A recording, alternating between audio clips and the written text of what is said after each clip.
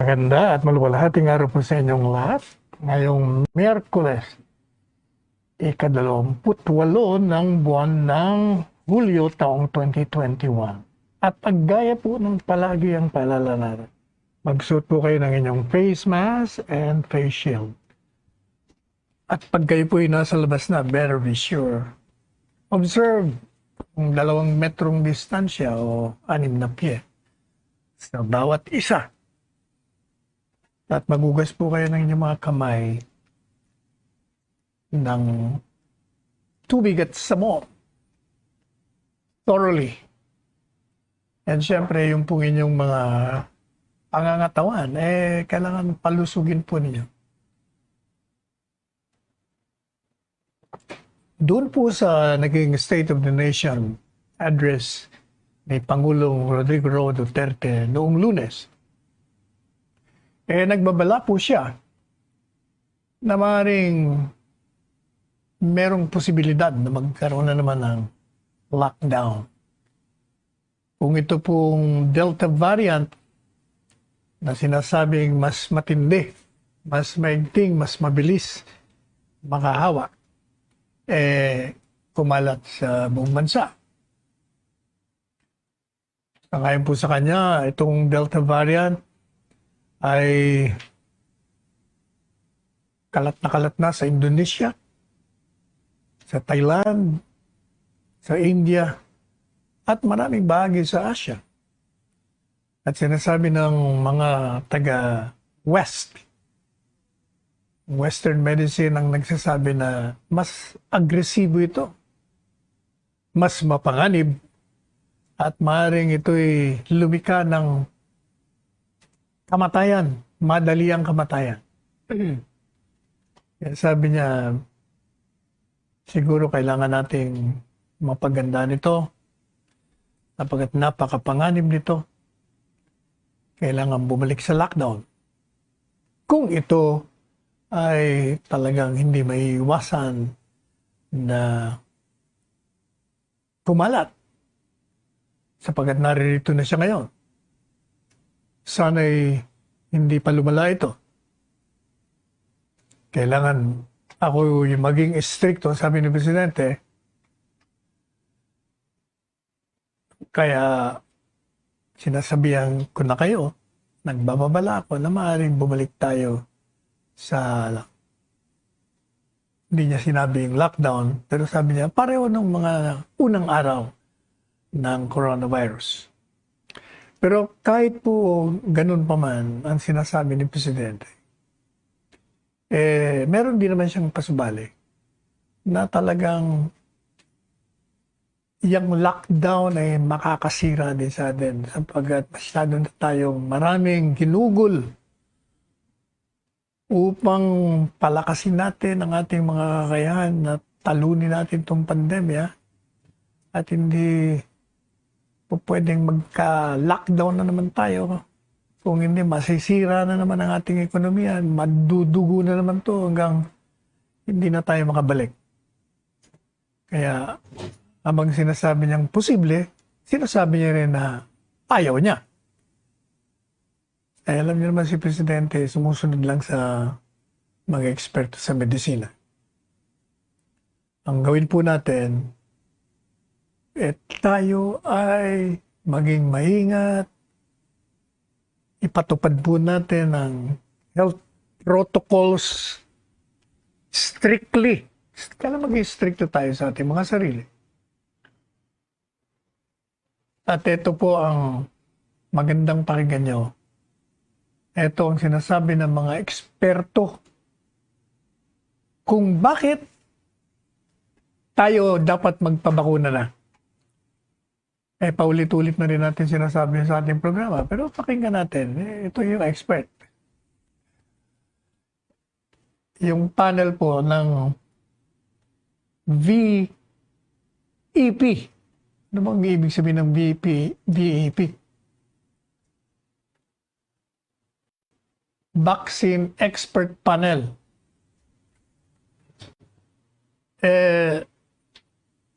Dahil nga meron tayong nakaumang na panganib na naman dito sa mas problematiko, mas mabilis makahawang Delta variant.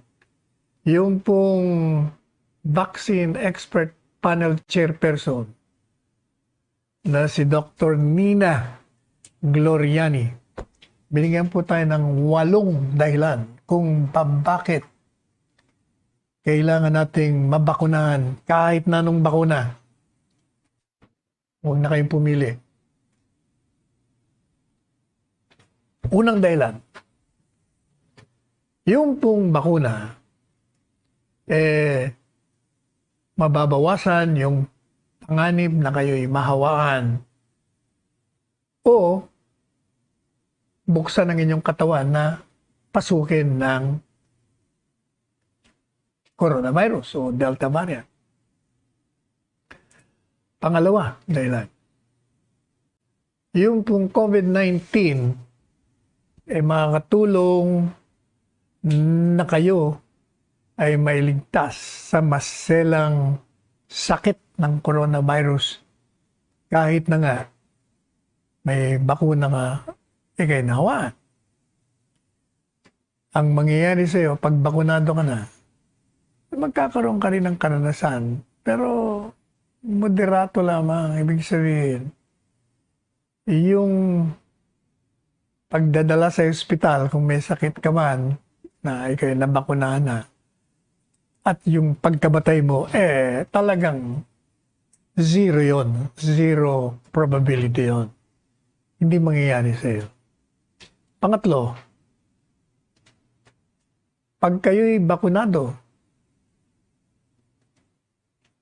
kayo'y magiging bahagi ng mga protektado na at magdadagdag kayo sa pagbubuo ng tinatawag na herd immunity. Pangapat na dahilan, siyempre, pag protektado mo sarili mo, o edi protektahan mo rin yung mga mahal mo sa buhay. Yung nakapaligid sa'yo. Yung mga kaopisina mo. O yung mga masasalubong mo. O marami kang mapoproteksyonan. Panglima, sa pamamagitan ng bakuna, makakatulong kayo na hadlangan ang pagkalat ng virus. Merong ebidensya bago na nagmumungkahi na yung mga bakunadong tao na maaring mahawaan sila pero konti lamang yung mga partikulo ng virus sa kanilang bibig at sa kanilang ilong. Ibig sabihin, yung pagkakataon na kumalat ang virus limitado kesa sa hindi ka bakunado. Panganima, pag ikaw'y bakunado na, hindi lamang nasaraduan mo yung katawan mo sa virus. At the same time, mahahadlangan mo na mag-replicate ito into several mutations which can be more resistant to the vaccines currently available. Kung baga, alam nyo kasi, yung virus daw, pag pumasok, ito'y nag-mutate. Para bagang, nagmumultiply siya may ibang variants na baka yung bakunang ginawa natin hindi na ubra sa kanila doon sa mga bagong variants as a result of the mutations. Pampito, you can start doing more. Ayan na yata hindi ko naintindihan. Ang ibig mo naman sabihin, you can start doing more. Doing what? Ibig sabihin, pwede kayong gumawa ng maraming activity. Ibig sabihin, pag ikaw ay bakunado na, siyempre, hindi ka na natatakot gumalaw, hindi ka na natatakot lumabas. alam mo medyo nasa safety ka na eh. Pangwalo, yung huling dahilan ni Dr. Ina. Ina ba yun? Ni Dr. Gloriani. Yun daw mga bakuna, yun po raw ang huling hakbang sa mga galaw natin upang makabalik sa normal na buhay. Pwede na natin daw tanggalin na yung face mask at saka hindi na tayo kailangang umiwas ng physical distancing at maaari na tayong makabalik sa ating pamilya. Sa akin naman, alam nyo, sa totoo lang, 1 taon na tayong ganito eh. Sanay na tayo eh. Hindi ba ilang beses ko na sinabi sa inyo, kumakain nga ako, akala ko wala naman ako suot. Kung baga sanayan lang ho yan, basta yung kalusugan ng pinag-uusapan, gawin natin lahat. Walang mawawala sa atin. Pag hindi natin magawa, ang mawawala sa atin, buhay natin. Yun lang yun eh. Ganun lang ho kasimple. Yun ang logic noon. Siya nga pala, bago tayo makalimot, kalimutan natin pasalamatan nga hapon, si Mayor o Congressman, ano nga ba first name niya? Was it Ria Vergara ng Cabanatuan City? Tama ba ako? Dahil, alam nyo, yun daw kanilang istasyon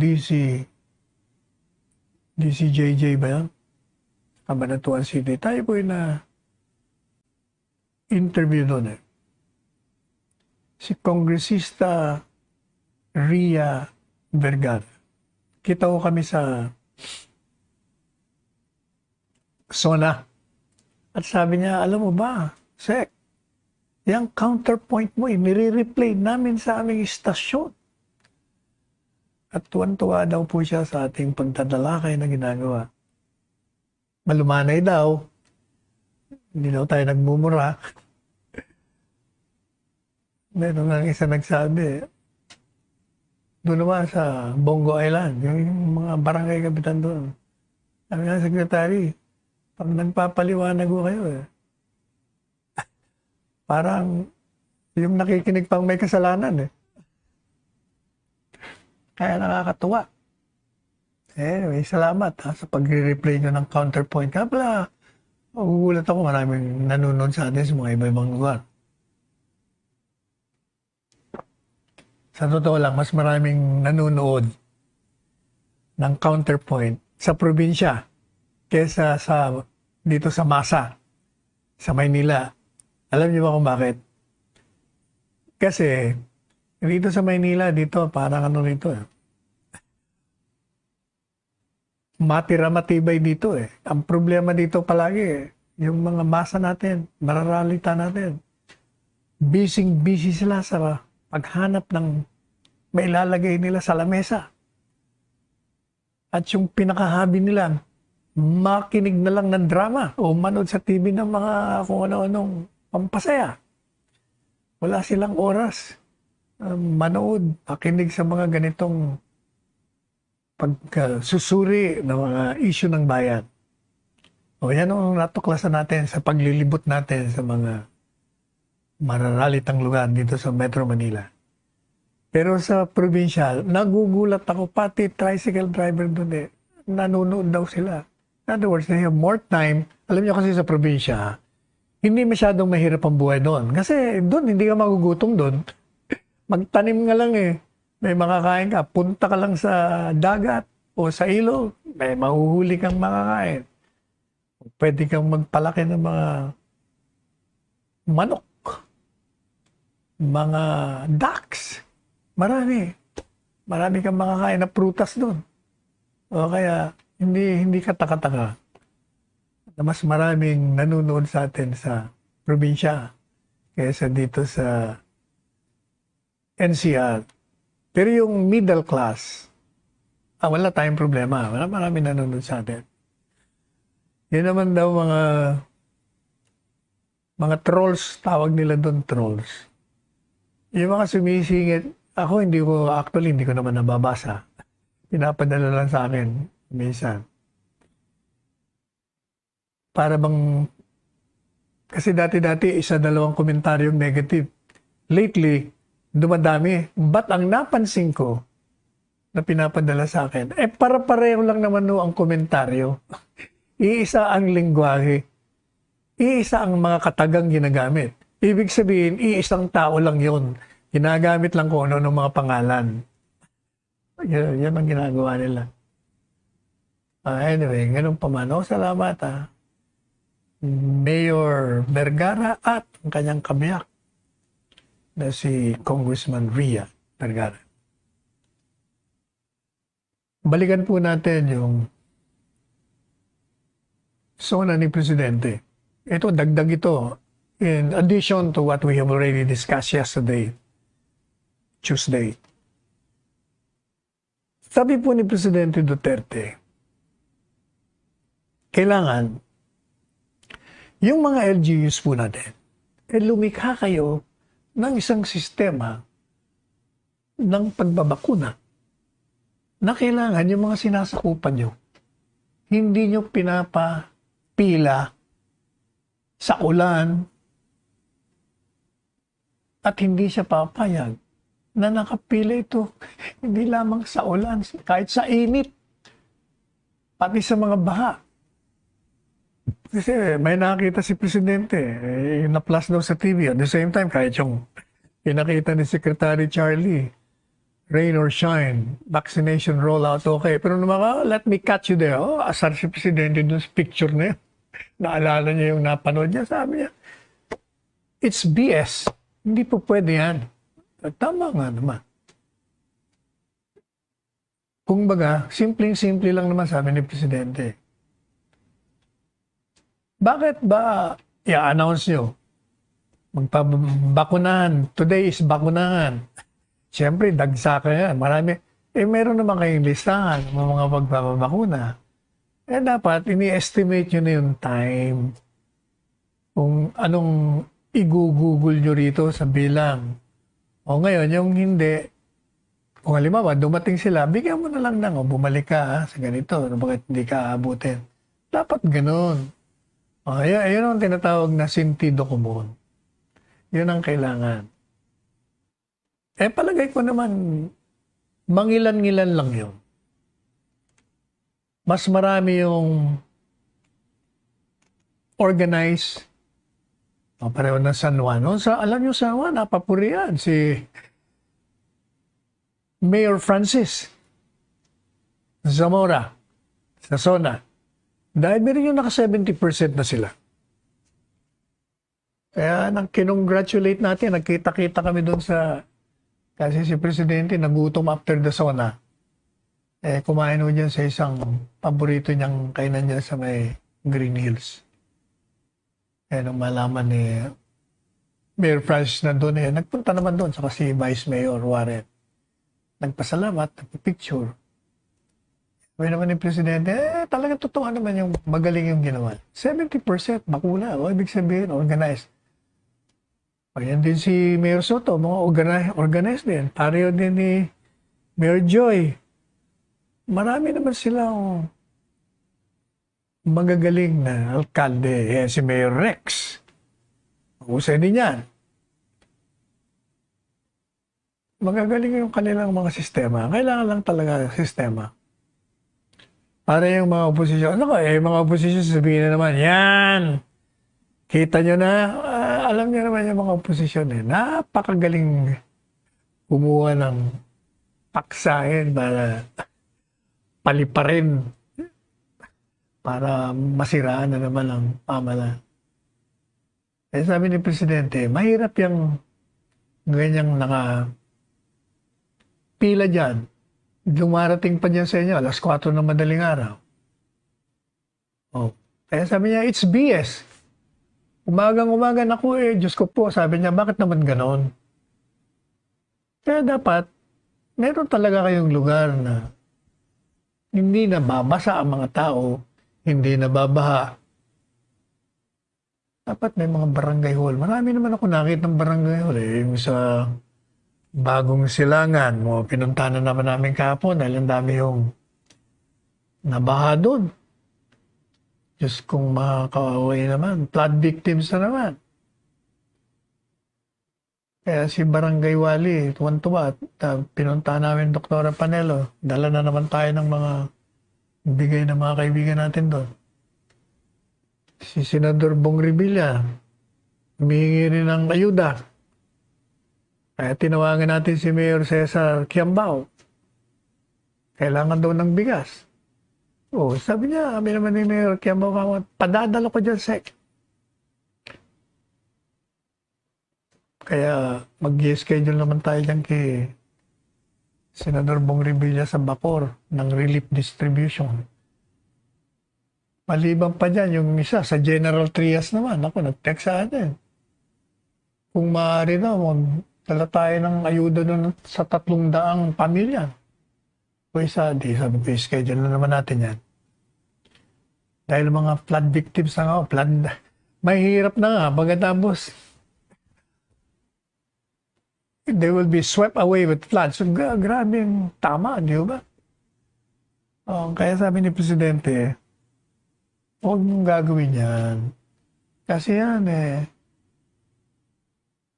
pag sinipon yan at nagkaroon niya ng sakit, problema na naman yung mga baga niya.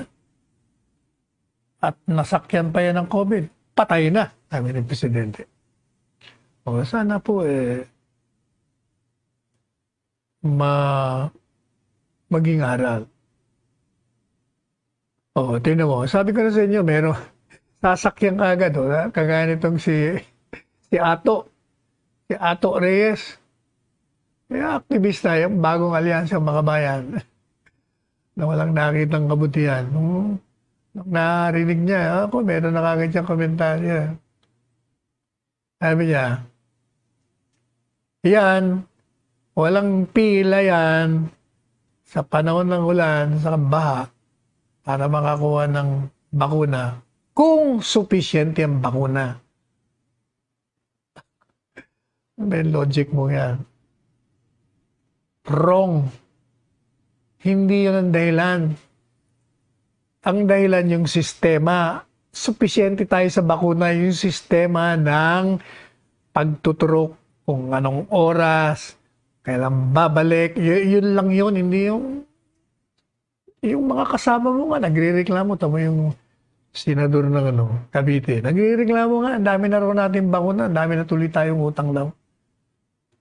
Hindi kayo nag-uusap-usap Magkaalyado naman kayo. Although strange bedfellows kayo. Yung isa, military dati. Kayo naman, mga left-leaning. Pero ngayon, nagkakampihan kayo. Anyway, huwag na kayong mapagpapaniwala dyan sa mga intriga ng mga nandyan sa kaliwa o sa mga kalaban ng Estado. Walang mangyayari dyan. Ang pakinggan nyo, yung papuri ng World Bank tungkol sa programa ng bakuna sa ating bansa. Ano ba sinasabi niya? Alam niyo ba si Victoria Kwakwa? Ito po World Bank Regional Vice President for East and Asia and the Pacific. Nagpayago siya ng sana daw yung pacing ng bakuna, yung estilo ng pagbabakuna, yung rollout natin, ipagpatuloy daw natin upang makuha natin yung target ng ma-immunize 100% ng adult population bago matapos itong taon ito. Sabi niya, I think you are in a good place with your vaccination program and I hope it continues. So, nasa mabuting kalagayan kayo sa inyong programang pambakuna. At sana ipagpatuloy ninyo yan. Yan po ang kanyang sinabi sa kanilang virtual meeting ni Secretary Dominguez.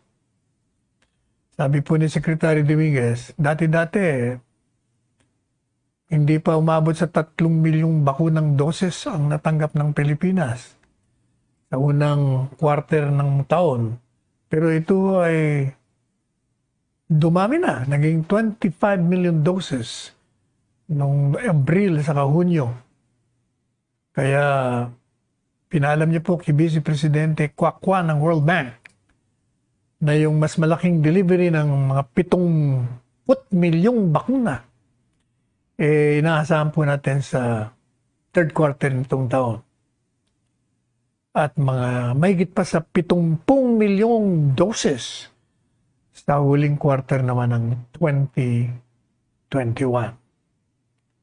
At ito pong lahat na mga inaasahan natin dumating at nabili na natin, kasama na yung mga donasyon pa, is sapat na po ito upang mabakunahan natin ang 100% ng populasyon ng ating bansa. Yan ang sinabi ni Secretary Sonny Dominguez kay Vice Presidente Kwakwa. Tayo naman mabilis at episyente naman ang pagbabakuna natin sa mga mamamayan. Kung makikinig kayo sa gobyerno na hindi nagsisinungaling. Pero kung makikinig kayo sa oposisyon, yung mga kolumnista dyan na wala nang nakitang maganda, yung mga komentarista, yung mga naninira kay Presidente, sabihin siya, wala yung mga roll out na yan. Lahat sila palaging ganyan. They sing the same tune. Iisa lang po ang tono nila. Puro paninira. Kahapon nga nanonood ako kay yung isang senador na may asawang artista. Dalawang may asawang artista dyan Yung isa taga Batangas. Yung taga Batangas ang tinutukoy natin. Kasi lately, kaalyado to, pero binibara niya administrasyon. Siguro, tatakbo yata yung asawa o kung ano man. Pero itong anchor na naman, as usual, si Karen. Alam niyo naman si Karen. Isa rin tong, dati-dati, napaka-objective nito, pero lately, talagang halatang-halata mo na Lumalabas na tuloy Lumalabas na yung kulay mo kahit na hindi naiisip ng anong ini-interview niya, talagang feeding the guests with certain premises para nasakyan naman ng isa. Tinatanong niya, ano bang masasabi mo sa responses? Okay ba? Kulang ba? Yung isa naman, kailangan natin, ganyan, ganito, ganyan. Yung mga sinasabi niya, dati naman nung ginagawa na.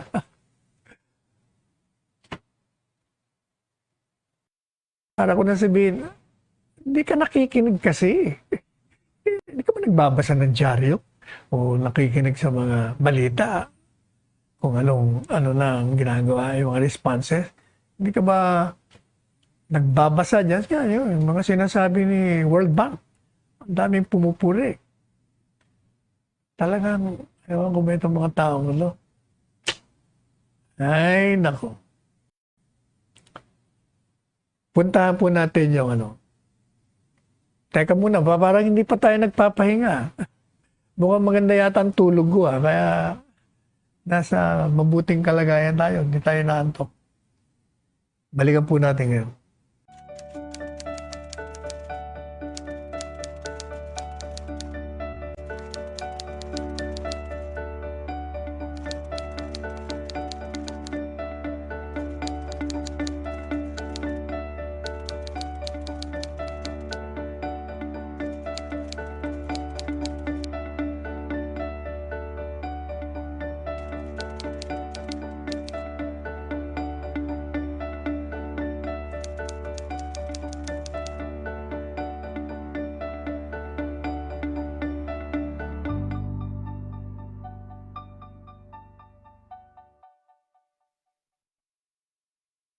Punta naman po natin yung security aspect.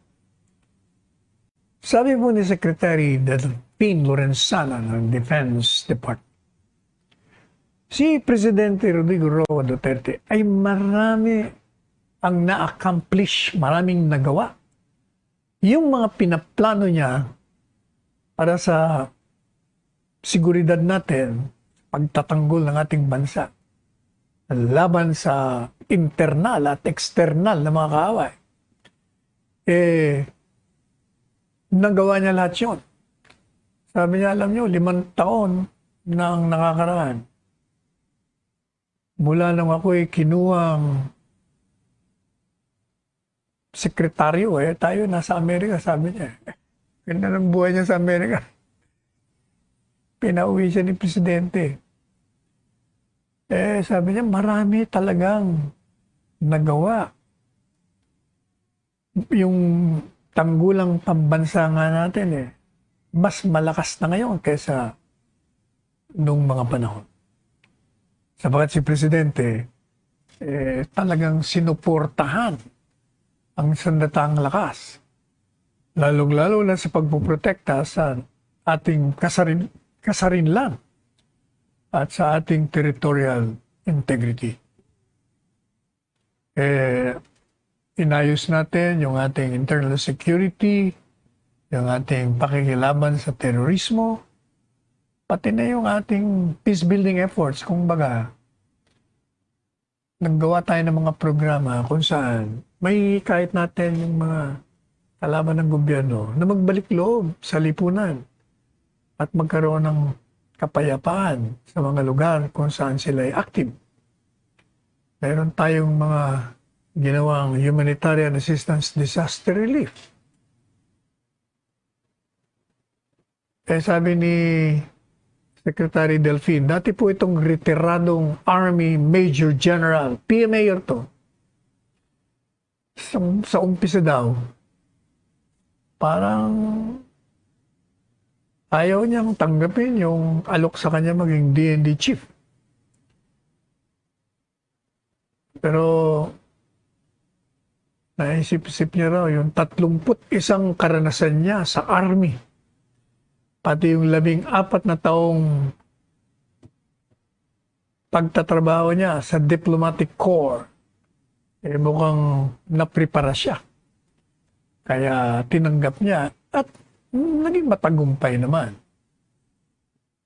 Sabi po ni Secretary Delfin Lorenzana, yung pag-ibig ni Presidente Duterte sa mga Pilipino, ipinakita niya sa pagbibigay ng isang komprehensibong programa na nagbibigay pagkakataon sa mga rebelde na magbagong buhay.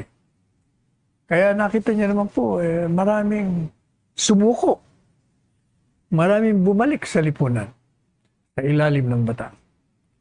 At sa ilalim ng liderato ni Presidente Rodrigo Roa Duterte bilang Commander-in-Chief, malayo ang narating ng AFP Modernization Program sa pamamagitan ng, di ba, na lagi natin ay bibida sa inyo, maraming nabiling capital assets, aeroplano, jets, chopper, armas, barko.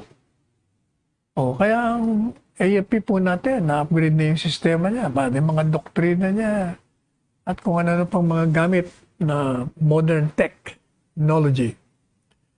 Habang totoo na matagal pa tayo bago maging talagang okay tayo, ganun pa man, sabi niya, marami na rin tayong nagawa.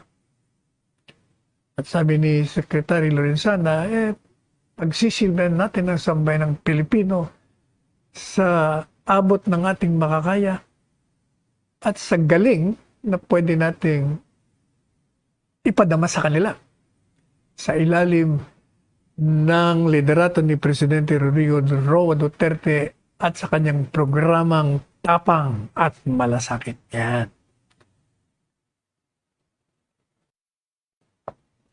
Maliban pa, alam nyo, yun nung 4 na araw nating pagbabahagi sa inyo ng mga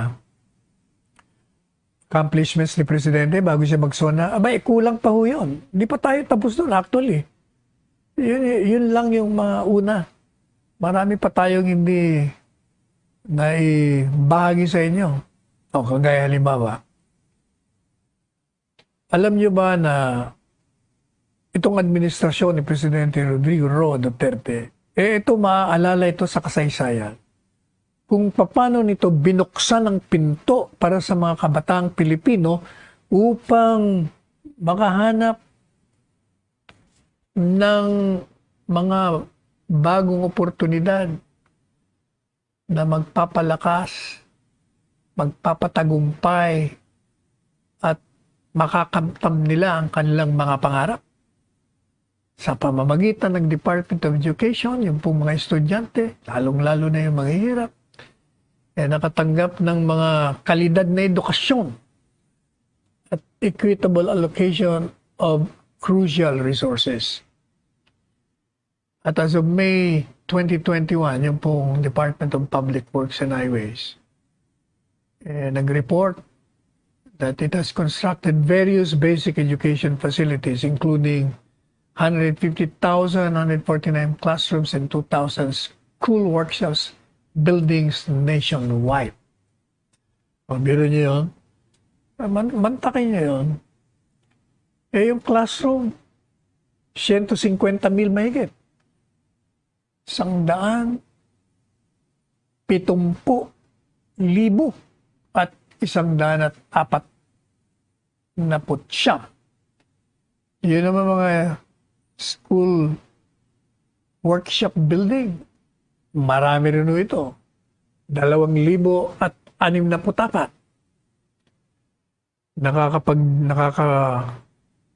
Nakapagdagdag na din tayo sa ngayong kay DSWD Secretary Rolly Bautista ng 206,000 na guro na madaragdagan pa ng humigit kumulang na 10,000 sa darating na Agosto. O, biro niya yan. We have presently 206,000 and we're expecting 10,000 pa will join the ranks of our teachers. Yun ang sabi po ni Secretary Rolly. Yun daw pong patuloy na pagpapatupad ng K-12 program. Ito raw po ang nagbukas ng daan para ang ating pamahalaan ay makasiguro na mahigit sa 3 milyong estudyante ay magkaroon ng mga academic skills at patuloy ang kanilang pagtitraining sa ilalim ng international standards.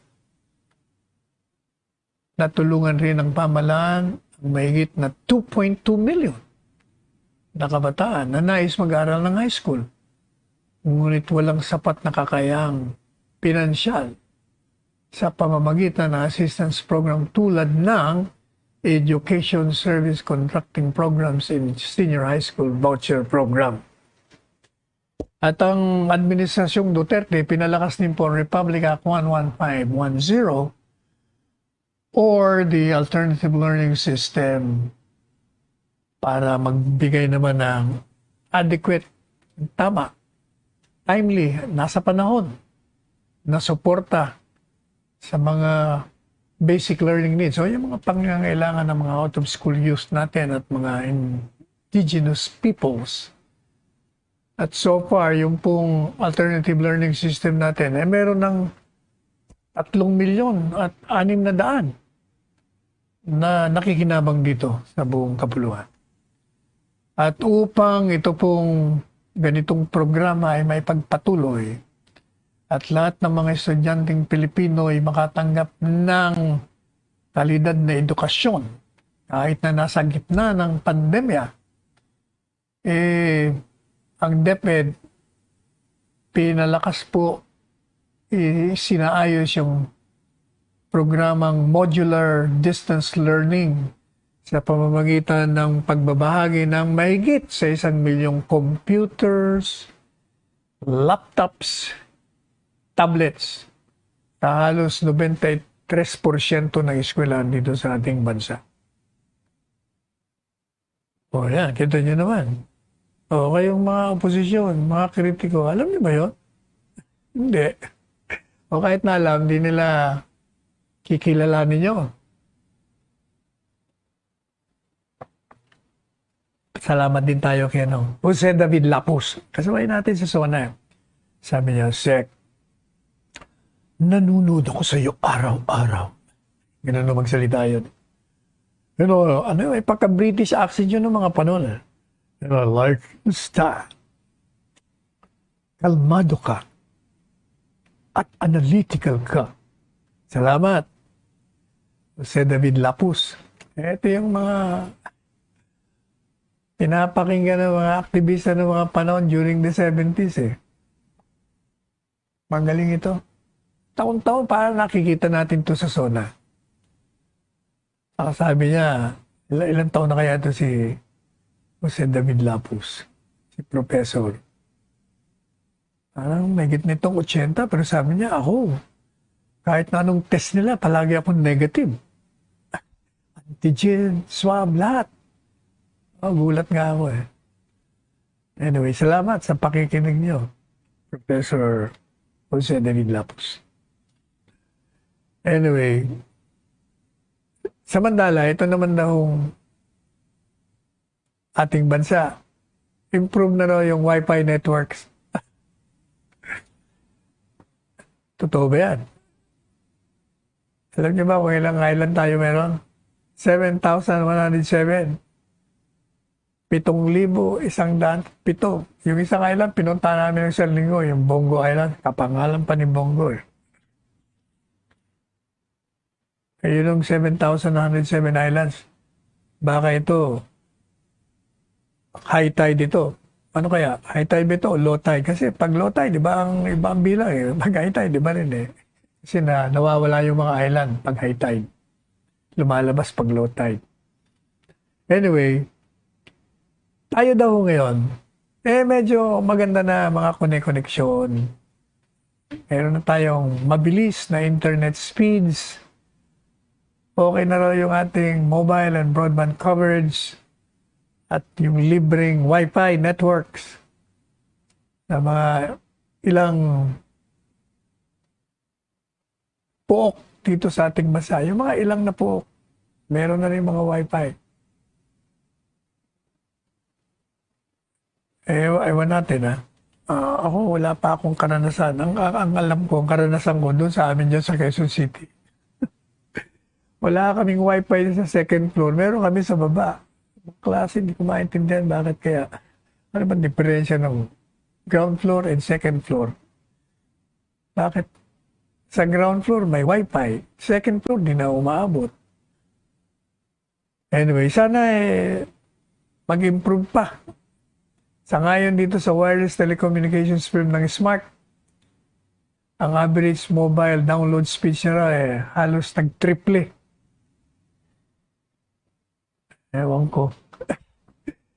Hanggat marami pa tayo naririnig na reklamo, sana nga yung DICT magsagawa na ng mga dapat nilang gawin.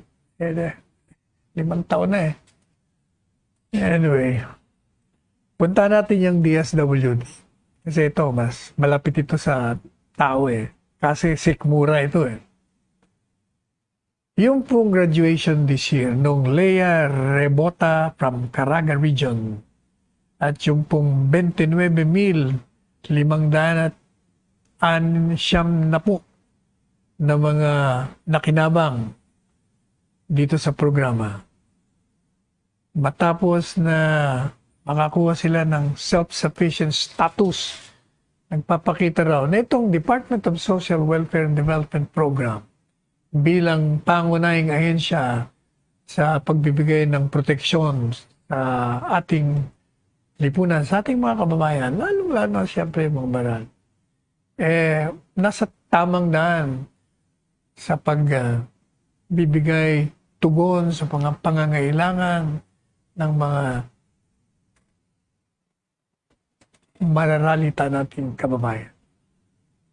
At naniniwala po at tumaas ang DSWD na mas marami pang mga makikinabang dito sa self-sufficiency status dahil ito pong 4Ps. Ito yung naging batas na sa ilalim ng Republic Act number 113 or 10 o 11310 o yung 4-Piece Act na ipasa po ito sa panahon ni Presidente Rodrigo Roa Duterte. At ito ay kinukonsider na isang ligasiya pagdating sa social protection sapagkat minamandato nitong batas na ito yung dagdag na mga cash grants at yung patuloy na pagpapatupad ng programa nakasama palagi sa budget allocation every year para yung mga makikinabang ay patuloy na tatanggap at madagdagan pa. Pangkasalukuyan po yung 4-piece natin, ang pinagsisilbihan nito ay 4.2 milyones na pamilya beneficiaries. Tumatanggap po ito ng mga cash grants upang ma-improve yung kanilang kabuhayan at kalusugan, pati na yung edukasyon ng kanilang mga anak. Ang meron din naman itong isang ahensya ng gobyerno, ito pong DHSUD, yan po yung Department of Human Settlements and Urban Development.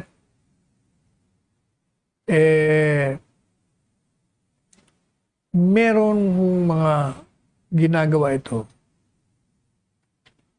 na talagang pagdating sa social services, nangunguna rin sapagkat nagdi-deliver sila ng quality service na magbahagi ng mga murang housing projects sa lahat ng Pilipino. Sapagkat sabi niya si Presidente, isa ito sa kanyang mga programa at sinusuportahan niya na ang bawat Pilipino na magkaroon ng disente, ligtas, at kayang bayaran yung mga housing units.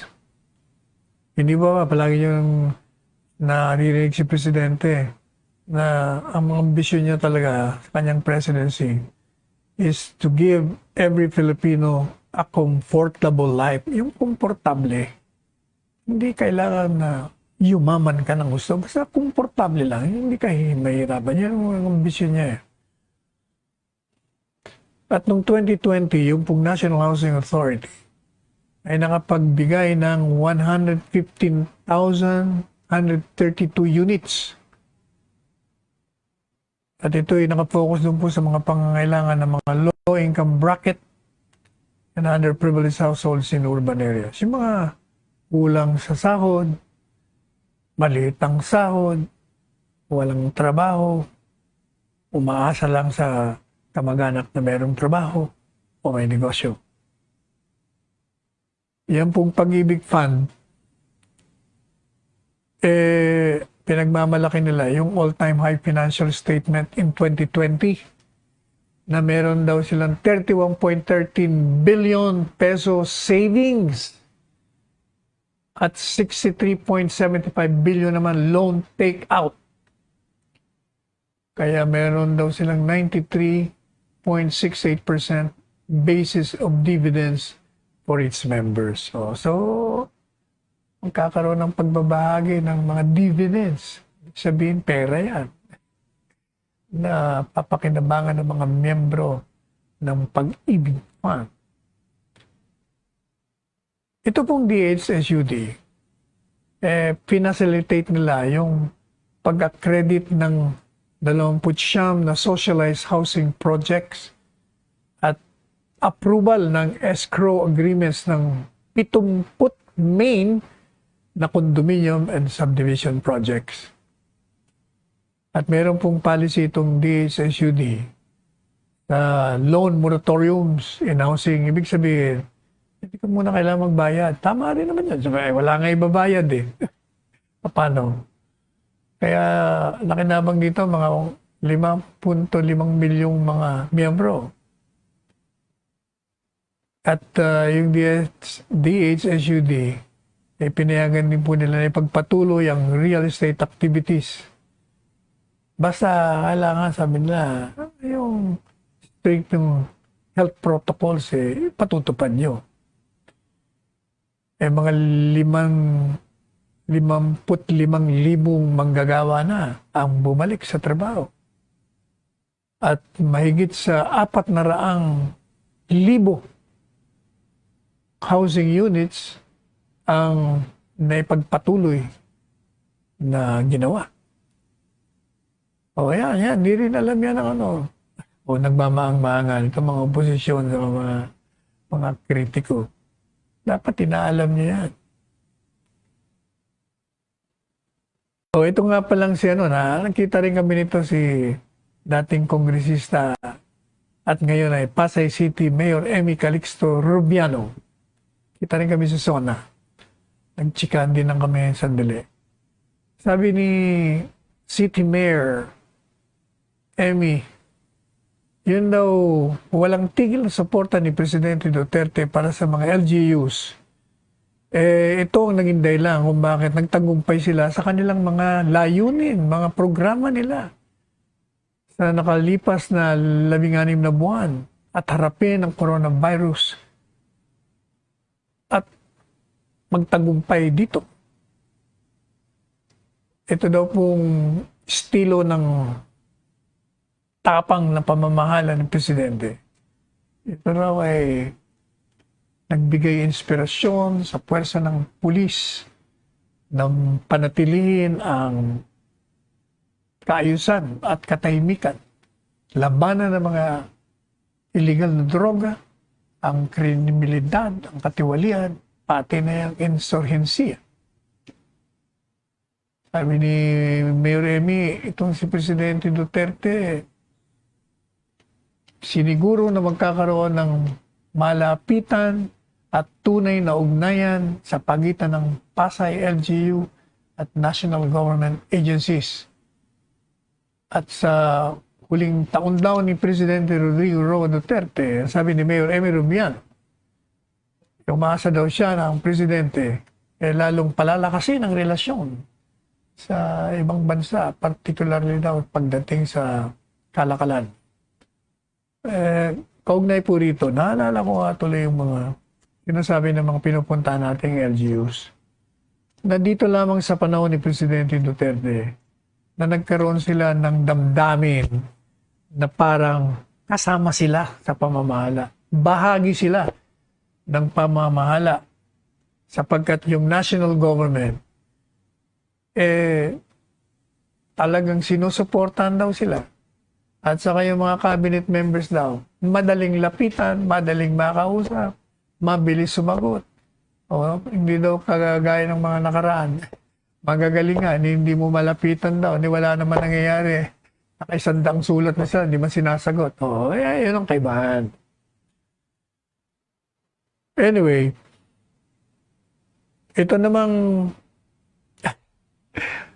totoo ba ito? Parang yata hindi ako naniniwala rito. Parang pakitang tao lang to. Ayoko yatang i-discuss. Sapagkat mas marami akong alam. Huwag na lang ho. Saka ako nagkikwento sa inyo.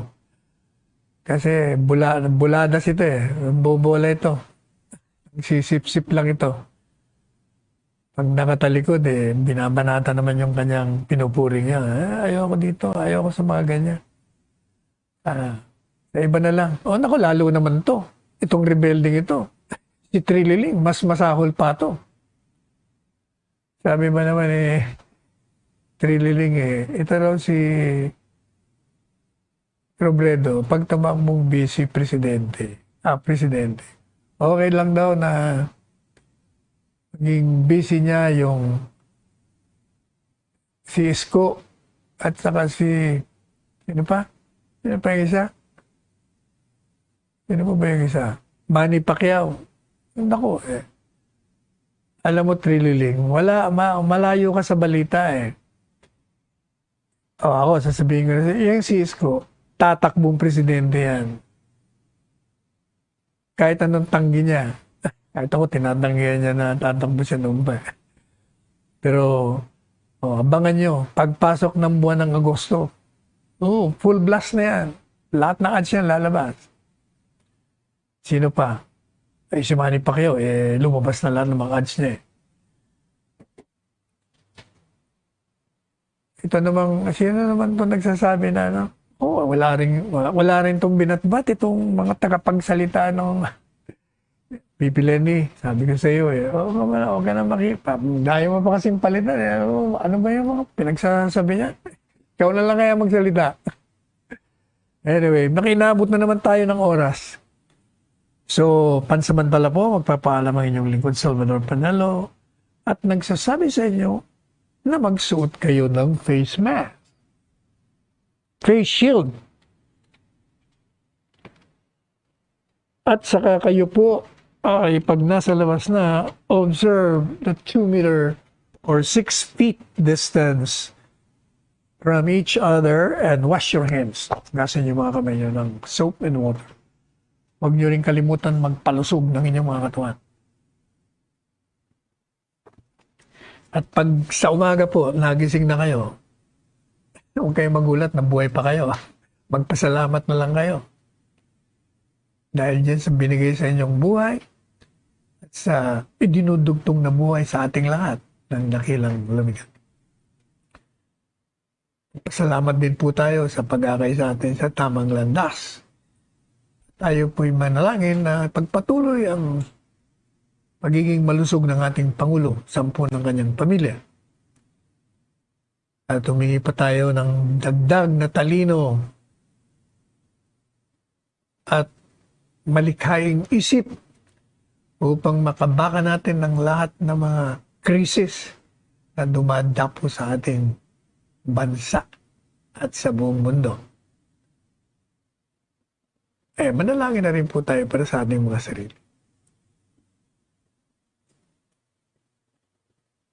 Ako po si Salvador Panelo, pansamantalang nagsasabi sa inyo hanggang bukas na muli.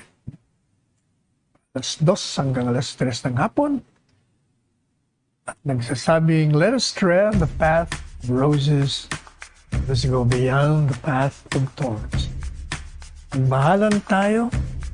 And I love you all. Attorney Panelo, Senator Panelo, o Attorney, Secretary Panelo pala, my favorite candidate for Senator. Tatakbo ka ba? Sabihin mo na at para malaman ng mga tao.